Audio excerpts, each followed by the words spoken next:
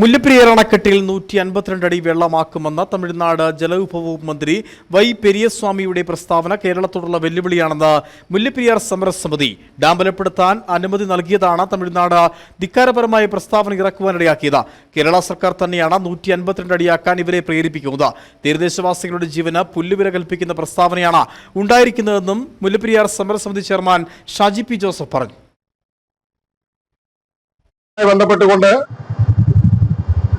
തമിഴ്നാടിന്റെ ഇപ്പോഴത്തെ DMK ഗവൺമെന്റിന്റെ മാനിഫെസ്റ്റോയിൽ പറഞ്ഞിരിക്കുന്ന പ്രധാനപ്പെട്ട കാര്യങ്ങളിലൊന്നാണ് 152 അടിയാക്കും എന്നുള്ള തമിഴ്നാട് ക്യാബിനറ്റ് മന്ത്രി വൈ പെരുസ്വാമിയുടെ പ്രസ്താവനയെ മുല്ലപ്പെരിയാർ സമരസമിതി അങ്ങേയറ്റം പ്രതിഷേധിക്കുന്നു.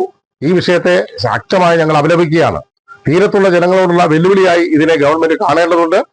ഇപ്പോൾ ഡാം ബലപ്പെടുത്തുന്നതുമായി ബന്ധപ്പെട്ടുകൊണ്ട് അവർക്ക് നിർമ്മാണ പ്രവർത്തനങ്ങൾക്ക് അനുമതി കൊടുത്തതിന്റെ പിന്നിൽ ഇത് ചേർത്ത് വായിക്കുമ്പോൾ 52ലേക്ക് പോകാനുള്ള പാത നമ്മുടെ ഗവൺമെന്റ് തന്നെ അവർക്ക് അനുകൂലമാക്കി കൊടുത്തിരിക്കുന്നു എന്നുള്ളതാണ്. എന്തായാലും നിയമ പോരാട്ടങ്ങളിലേക്ക് പോകുവാനും ശക്തമായ പോരാട്ടങ്ങളിലേക്ക് മുന്നോട്ട് പോകുവാനുമാണ് മുല്ലപ്പെരിയാർ സമരസമിതി ഈ വിഷയവുമായി ബന്ധപ്പെട്ടുകൊണ്ട് പറയുവാനുള്ള മറുപടി ഇത് മാത്രമാണ്.